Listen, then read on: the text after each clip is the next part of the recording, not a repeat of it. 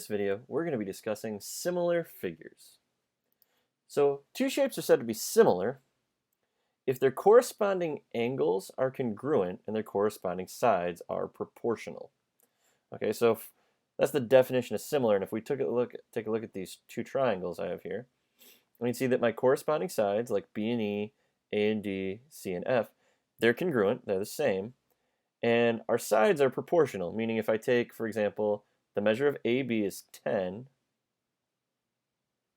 maybe if it'll write, measure of AB is 10, and the measure of DE is 20, and if I divide that, 10 over 20, I get 1/2. If I take my other sides, BC corresponds to DF, or EF, I can take that same thing and do 6 over 12. That also gets me 1/2.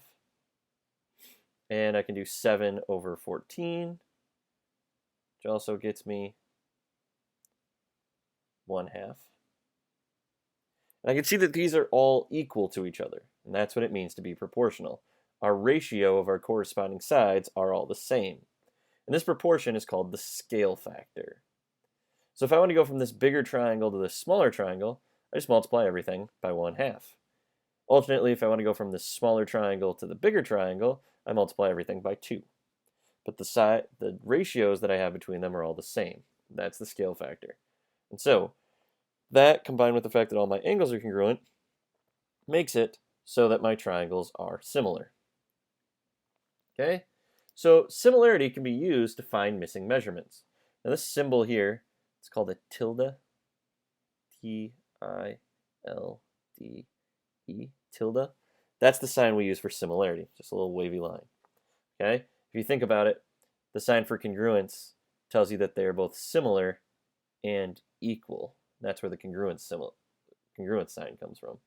So, if we go through this and we say that triangle ABC is congruent to triangle PQR. Well, our names tell us what's corresponding.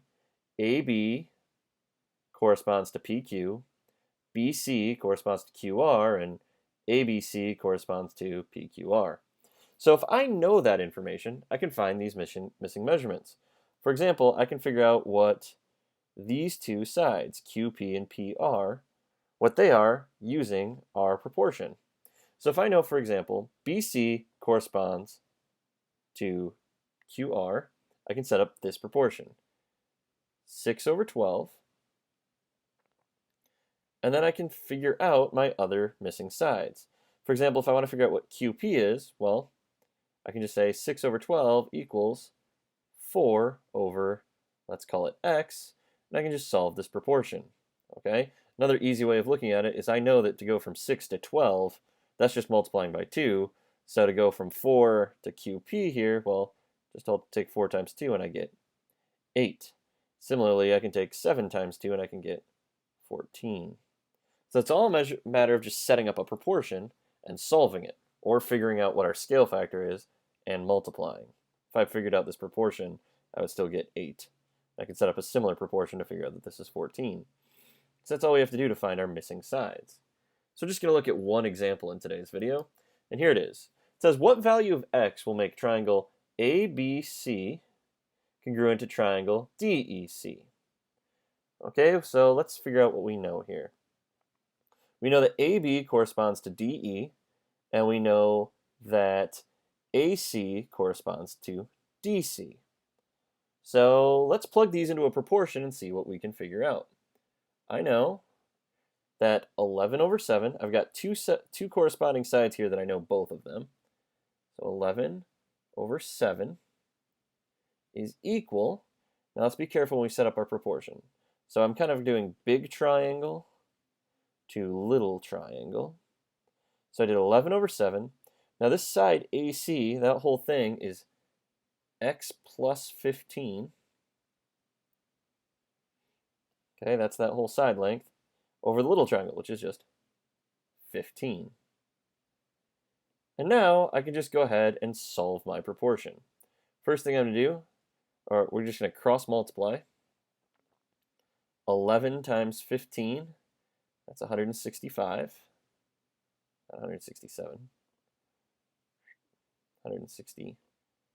5 equals 7 times x plus 15. That's 7 times x is 7x. And 7 times 15 is, well, what is 7 times 15? 105. Right, so now I just solve this equation. So subtract 105 on both sides. We end up with 7x equals 60. Divide both sides by 7. I end up with x equals 60 over 7, which is not going to work out to an integer, so I'm just going to leave my answer as a fraction. X is 60 over 7. So here you can see how we find for missing values in similar triangles is I simply just set up my proportion and solve it. If x is 60 over 7, then my triangles are similar. That's really all there is to similar figures.